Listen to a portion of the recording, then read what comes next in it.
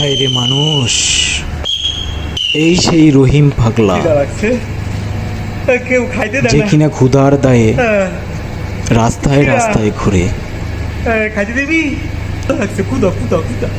ক্ষুধার যন্ত্রণায়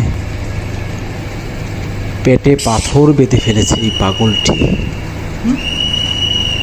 হায় রে মানুষ, আহ